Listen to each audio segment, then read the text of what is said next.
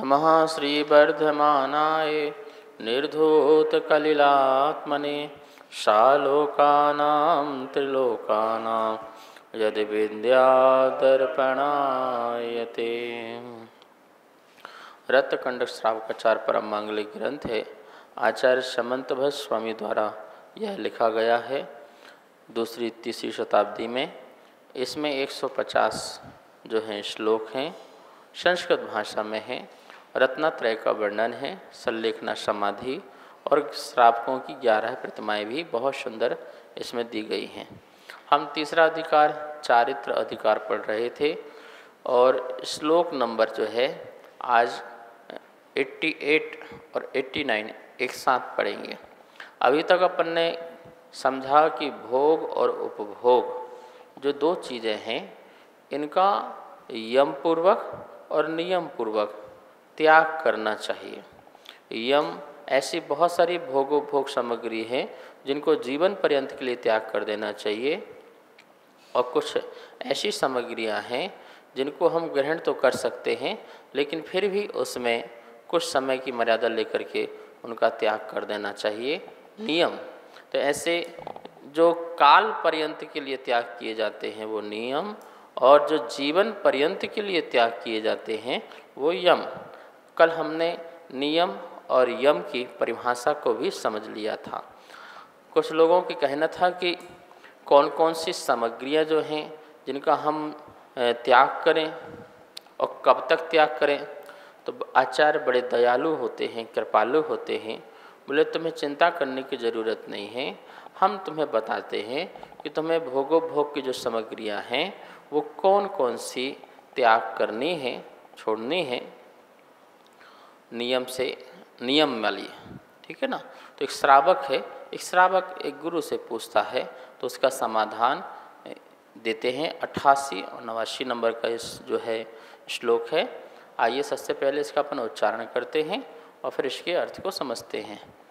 भोजन, वाहन, शयन, स्नान, पवित्रांग, राग, कुसुमेषु, तांबूल, वसन, भूषण, मनमथ, संगीत, गीतेषु, अद्य दिवा, रजनीवा, पक्षो, मासस्तदर्थरुरैनम, मासस्तदर्थुरैनम वा इति काल परिच्छित्या प्रत्याख्यानम भवेन नियमः। पूरा श्लोक का उच्चारण करते हैं एक साथ। भोजन, वाहन, शयन, स्नान, पवित्रांग, राग, कुसुमेषु, तांबूल, वसन, भूषण, मनमथ, संगीत, गीतेषु, अद्य दिवा, रजनीवा, पक्षो, मासस्तदर्थुरैनम वा इति काल परिच्छित्या प्रत्याख्यानम भवे नियमः। एक एक शब्द का अर्थ देखिए।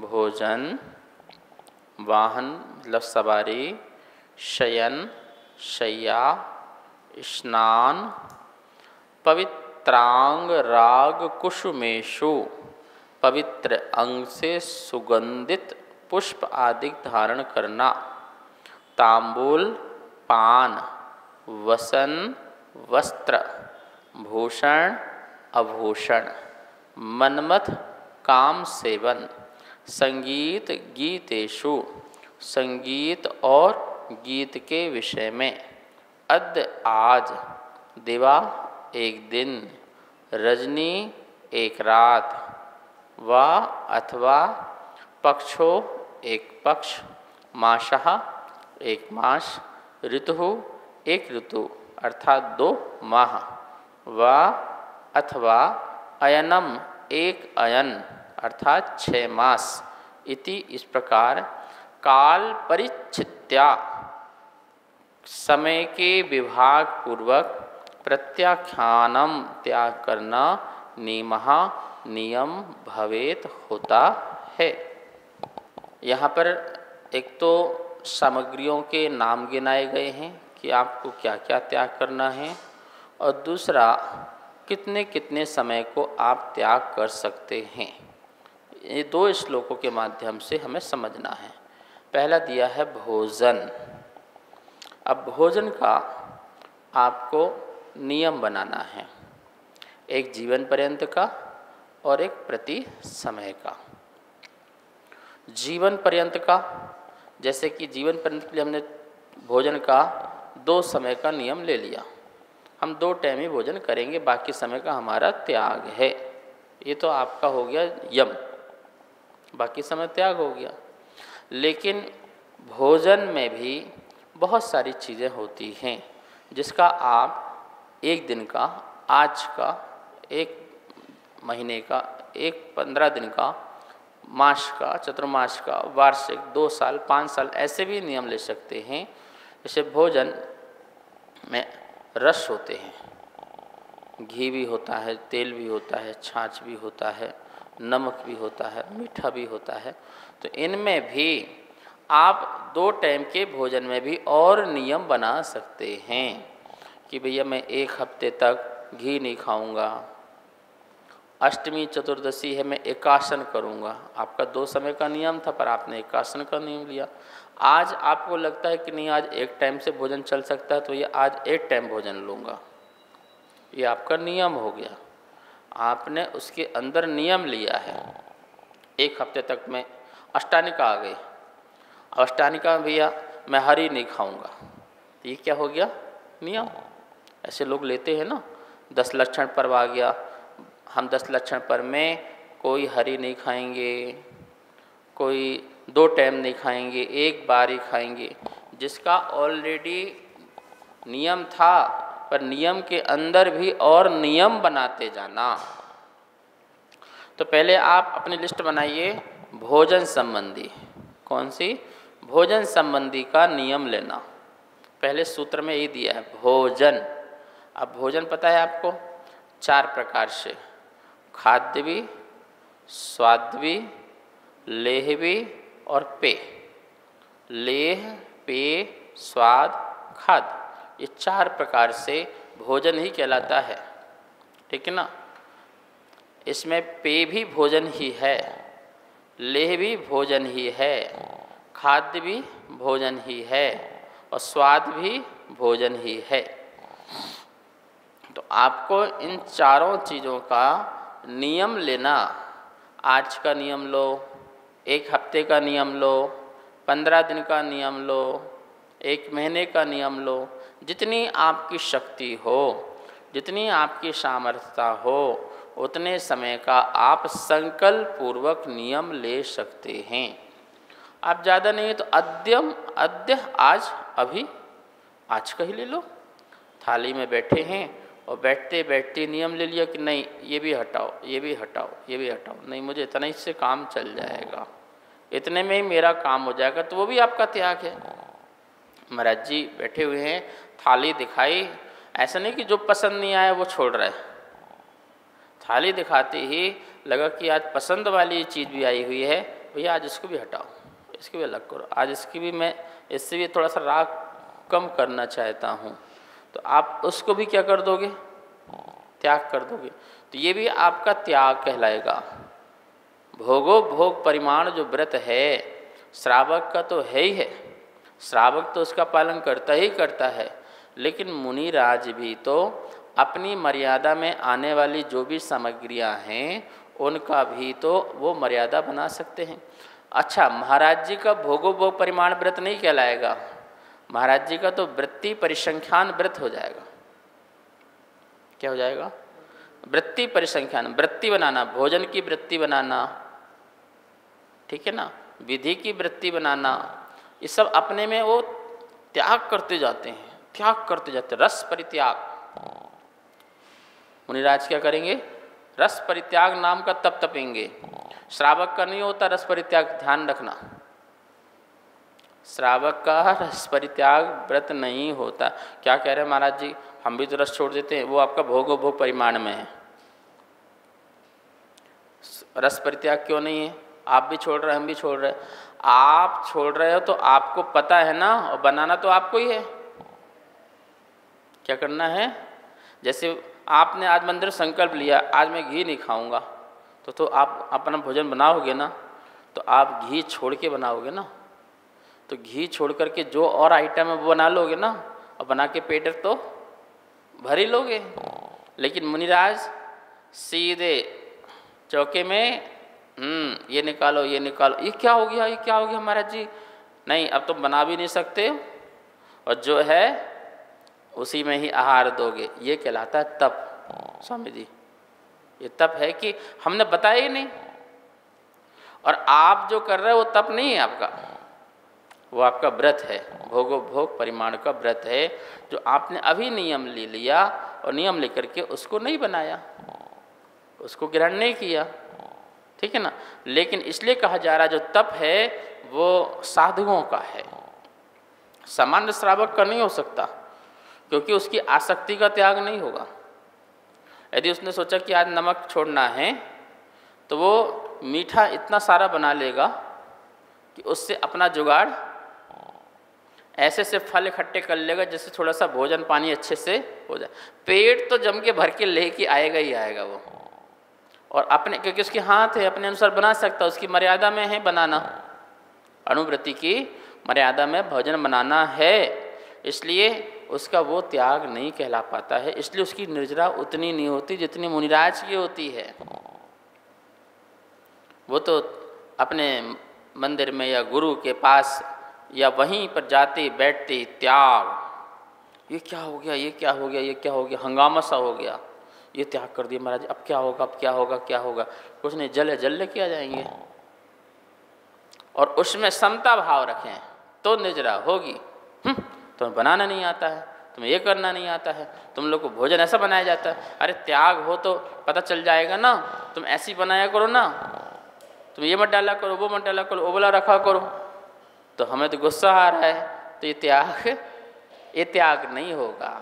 ठीक है, हमने त्याग किया नहीं है, जो है अब हमारे लायक है हम उससे ग्रहण करेंगे, क्षमता से ग्रहण करेंगे और अपने आ जाएंगे और साम भाव रहेंगे। यही असंख्यात गुणी कर्म की निर्जरा का कारण है।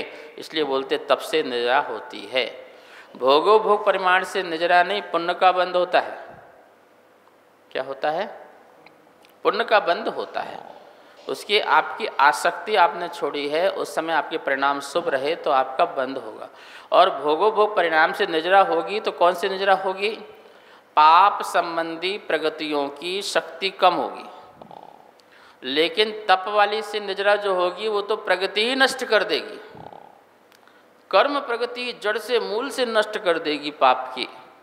और जो अनुव्रतियों के जो व्रत हैं वो मात्र उनकी शक्ति अंश कम करेगी, पाप प्रगतियों की शक्ति अंश कम करेगी, लेकिन कर्म की पूरी निर्जरा नहीं कर देगी, पूरे कर्म को नष्ट नहीं कर देगा। पूरे कर्म को नष्ट तो तप से ही किया जा सकता है। इसलिए मुनिराज का तप तो चाहिए ही चाहिए है आपको। तो बात चल रही थी भोजन, समझ में आ गया ना आपको कि भोजन जो है उसका आप जो है त्याग करते हैं कि आज ये वस्तु नहीं खाएंगे, आज ये नहीं लेंगे, आज वो नहीं लेंगे, ये छोड़ेंगे, आज मिर्ची छोड़ देंगे, आज फल का त्याग कर देंगे, आज फल में भी इस फल का त्याग करेंगे। कोई भी आइटम आपको लगता है कि छोड़ना है तो छोड़ दीजिए, त्याग करना है तो त्याग कर दीजिए। और जो ये त्याग करेंगे ये भी आपकी साधना है, ये भी आप मुनि बनने की साधना कर रहे हो। यदि हम मुनि बने और हमने त्याग किया और हमें ना मिला तो हमें समता भाव रखना है, संयम से हमें संयम की रक्षा करना है, ऐसे आपकी साधना बढ़ेगी। तो ये मुनि बनने की साधना के लिए भोग परिमाण व्रत श्रावक को बताया जा रहा है, समझाया जा रहा है। तो भोजन संबंधी का नियम बनाना, किस संबंधी? भोजन संबंधी का नियम, नियम में नियम, नियम में नियम, नियम में नियम। आज हम रस लेंगे। कौन सा लोगे? घी का रस लेंगे, ठीक है। उसमें भी 2-4 आइटम ही घी के लेंगे। 2-4 आइटम में भी 1-2 बार में जो आएगा वही लेंगे। यानी कितने सारे नियम पर नियम। जितनी आसक्ति कम कर सकते हो, विरक्ति के परिणाम ला सकते हो, वो तुम्हारे सारे नियम में आते जाएंगे। तो खाद्य संबंधी मतलब अन्न संबंधी, स्वाद संबंधी जो इलायची है, लौंग है, सुपारी है, ये सब स्वाद में आती हैं और भी बहुत सारे विशेष स्वाद के होते हैं। लेह संबंधी जिसे आपको जीभ से चाटा जाता है वो लेह संबंधी, और पेय संबंधी जो लिक्विड पदार्थ आदि हैं वो पेय संबंधी। इन सब का जो है आप नियम लें, मतलब अपनी जिह्वा इंद्री को वश करें, रसना इंद्री को वश करें। ये रसना इंद्री को वश करने का कंट्रोल भोजन संबंधी बताया जा रहा है। भोजन में किसका बताया जा रहा है? रसना इंद्री, ठीक है ना। और आपको पता होना चाहिए कि 12 तपों में 4 तप मात्र रसना इंद्री को बस करने के लिए हैं। अनशन, अनोदर, वृत्ति परिसंख्यान और रस परित्याग। बताइए, बाह्य तप जो 6 होते हैं, उन 6 तपों में 4 तप ऐसे हैं जो सिर्फ एक इंद्री को बस में करने के लिए। कौन सी इंद्री? रसना इंद्री को कंट्रोल करने के लिए 4 तप आचार्य भगवान ने बताए। आप अनशन भी करो, आप अनुदर भी करो, आप वृत्ति परिसंख्यान भी करो, आप रस परित्याग भी करो। हे मुनिराज, तुम्हें 4 तप तपना है, जब जाके इतना कंट्रोल हो पाएगा। श्रावक को सोचो क्या होगा। ये कितनी खतरनाक है भोजन संबंधी बातें और भोजन का त्याग करना, क्योंकि ये देह जो है अन्न का कीड़ा है। हमारे मन में दिन रात 24 घंटे भोजन पानी के अलावा कुछ चलता क्या है? चर्चा हो तो भोजन पानी की, काम हो तो भोजन पानी का। सुबह से शाम तक भागते हो किसके लिए? भोजन पानी के लिए। घर में कुछ करते हो तो भोजन पानी के लिए, पार्टी करते हो तो भोजन पानी के लिए, सब कुछ तो भोजन पानी के लिए। अब है क्या सुबह से शाम तक? तो इसलिए बोले कि नहीं, कंट्रोल करो अपनी इंद्री को, भोगो भोग परिमाण का आप नियम बनाओ। तो अब ये भोग का परिमाण बन रहा है। किसका बन रहा है? भोजन क्या है? भोग में आता है, तो भोग का परिमाण बनाना। शेष विषय कल करेंगे, समय हो चुका है। आइए माँ जनवाणी की स्तुति करते हैं। जा वाणी के ज्ञान से सूझे लोकालो, शो वाणी मस्तक धरूं सदा देत हूँ धो। हे जनवाणी भारती तो है जपो दिन रे, जो तेरी शरणा धरे सो पावे सुख चैन। सबको आशीर्वाद।